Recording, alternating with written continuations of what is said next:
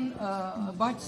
ընդդիմադիր ուժերից մեկի մոտ այժմ իսրայելցի գեներալ կա, որը Արցախյան պատերազմի ժամանակ գործող պաշտոնյա էր, այդ իմաստով մեր ռազմական տվյալների արտահոսքի վտանգ չկա եւ արդյոք մեր ազգային անվտանգության ծառայությունը տեղյակ չէ, թե տեղյակ լինելու է դա։ Հիբրիդային պատերազմի վառ օրինակ։ Ազգային ժողովի խոսնակ Ալեն Սիմոնյանը աղջիկները ինչ անում, մատակարարում Ադրբեջանի բանին, խնդրեմ։ Տարածված YouTube-ը չի։ Ադրբեջանի էլիտարի ծառայությունների համար։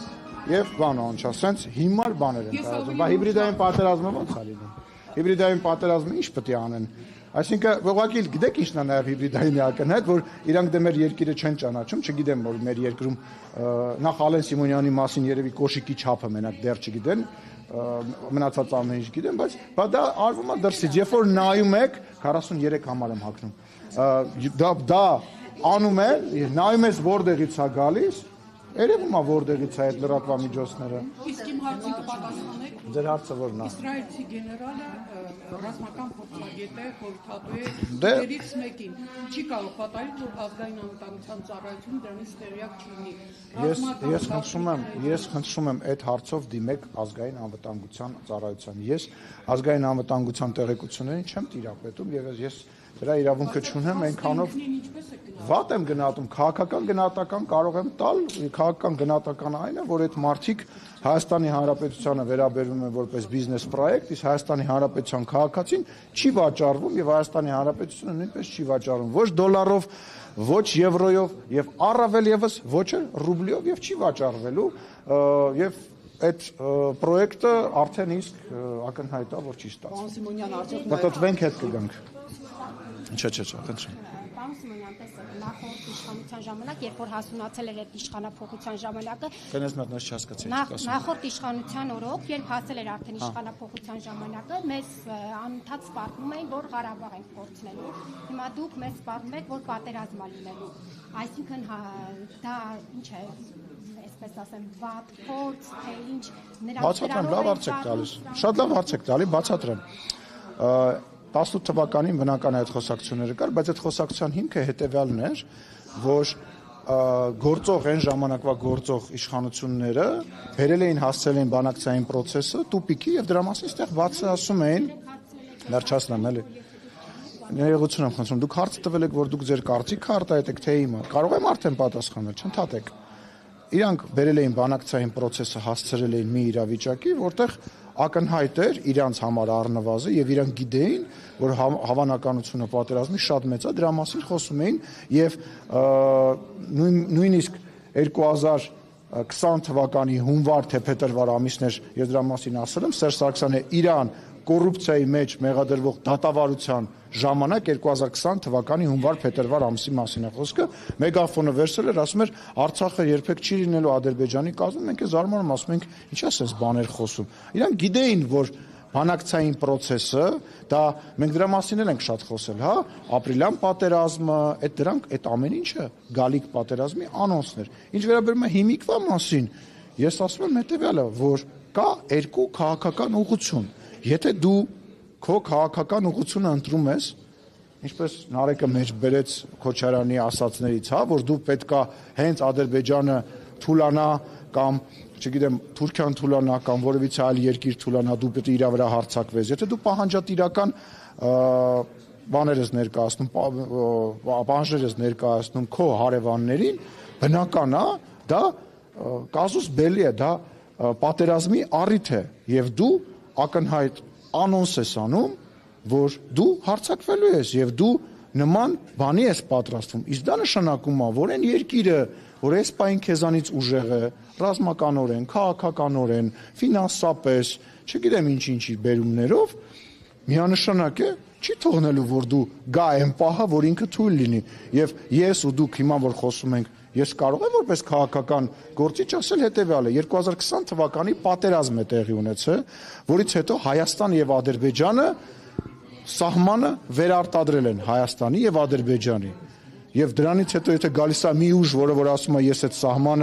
սահմանազատումը, սահմանագծումը չեմ ճանաչում, ես պետքա 29743 քառակուսի կիլոմետրից դուրս մտածեմ, բնական է, ես որպես քաղաքական գործիչ եւ դուք որպես ուղղակի քաղաքացի մարդ կարող եք կանխատեսել, որ այո, կարող է պատերազմ լինել։ Դրա մեջ ինչ որ տենց մարտավարական քաղաքական հնարք տեսնելը որևիցե ձևով տեղի չի։ Ասում եմ պայմանավորվել եք Ալիևի հետ։ Արգելիս, խնդրում եմ, էլի, հերթով կգանք, հիշ ինչ ես։ Պայմանավորվել եք Ալիևի հետ երբեմն։ Ինչ ենք։ Չէ, իհարկե չենք պայմանավորվել եւ նման պայմանավորվածություն չունենք, մենք պայմանավորվել ենք Ալիևի հետ, որ խաղաղություն է լինելու, առևտուր ենք անելու եւ այդ ուղղությամբ գնում ենք եւ շատ դրական եմ գնահատում նաև Ադրբեջանի նախագահի վերջի հայտարարությունը, որտեղ ինքը նույնպես խոսում է խաղաղության մասին, բայց դες այդ ոչ մեկ դրա մասին մեջբերում չարեց եւ չխոսեց, պետք չի հավատալ։ Պետք չի հավատալ։ Այ հենց էտա կարևորը։ Պետք չի Ռոզանա, վերջացնեմ։ Պետք չի հավատալ, պետքա հավատալ սեփական գործողություններին, սեփական պետության քայլերին։ Դուք այն ժամանակ էլ չէիք հավատում, դուք միջև խաղաղության պայմանագրի կետերը հրապարակելը դուք միջև դա էլ չէիք հավատում, միջև սահմանին մարդ չսկսվեց զոհվել, դուք դրան էլ չէիք հավատում, միջև մենք խաղաղության պայմանագիրը նախաստորագրում չարեցինք, դուք դրան էլ չէիք հավատում, ասում եմ, բնական է, կարող եք չհավատալ, բայց տեսեք ով ինչ քայլեր է անում, տեսեք, բերում եք ինձ հաճախ ասում եք ռետորաբանությունը փոխվել է, չի փոխվել, հիմա էլ համացանցում 2022 թվականի նյութ են շրջանառում եւ փորձում են ներկայացնել դա որպես Ալիևի վերջերս ասած, ես հասկանում եմ, որ այն ուժերը, որոնք հիմա նաեւ դահլիճում են, այն ուժերը, որոնք հիմա ուզում են պարլամենտ մտնեն, իրանց պատերազմ է պետք եւ պատերազմի մասին խոսակցություն է պետք, որպեսզի իրանք կարողանան դրա վրա քաղաքական բան կառուցեն։ Բայց չկա հիմա պատերազմ չկա, խաղաղությունը, այո, եւ ոչ, մենք խոսում ենք խաղաղության արժեքի մասին։ Խաղաղության արժեքի ոչ, խաղաղության արժեքի մասին ենք խոսում։ Քրիստինե Վարդանյանը ստեղ դահլիճում ընդամենը մի տարի առաջ ես էլ դուրս եմ եկել իրան արձագանքել եմ, կարող եք բացել նայել տեսանյութը կա։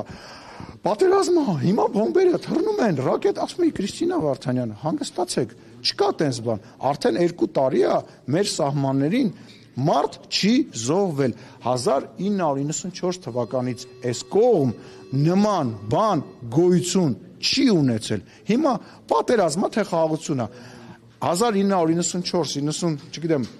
սովետի փլուզումից այս կողմ չի եղել որ Հայաստանը եւ Ադրբեջանը իրար մեջ առևտուր անեն։ Չի եղել որ Ադրբեջանի ղեկավարը եւ Հայաստանի ղեկավարը խոսեն երկու կողմից խաղաղության մասին, չի եղել։ Ու ես բնական է, ու դուք պետքա վախենանք, իհարկե պետքա վախենանք։ Մենք պետքա վախենանք այդ խաղաղությունը ձեռքից բաց թողնենք։ Որ պահանջներն ենք բավարարվել, կասեք, լսեք, դա մեր սահմանադրության փոփոխության ծրագիրը եղել է 2020 թվականի սկզբին։ Մի րոպե։ Այդ իսկ կլինի պատասխան։ Եղել է որ ես եղել է բան, որ ես չպատասխանեմ։ 5 տարի ես ձեր հարցերին պատասխանում։ Ես եմ հետ գալի ասում այն բառն էլ ասեցիր պատասխան։ Հիմա թող հռչակագրին է կանրադառնամ, սահմանադրությանն է կանրադառնամ, հետո մի հատ էլ հարց կտաս Կարինե ջան, թող։ Կարինե, բայց ես ուզում եմ Բայց ես կարամ պատասխանեմ, բայց նոր իրավիճակ է, չէ 20 թվականի մարտից հետո պատերազմ ա եղել, կովիդ ա եղել, ուկրաինական պատերազմ ա եղել, պատերազմը շարունակում է, բանը ԱՄՆ-ն եւ Իսրայելը հիմա մեր հարևան Իրանի հետ պատերազմի մեջ են։ Դուք հասկանում եք, որ բան ա փոխվում։ Ինչ անի։ Ես կարամ պատասխանեմ։ Նոր իրավիճակը պարտադրում է նոր լուծումներ։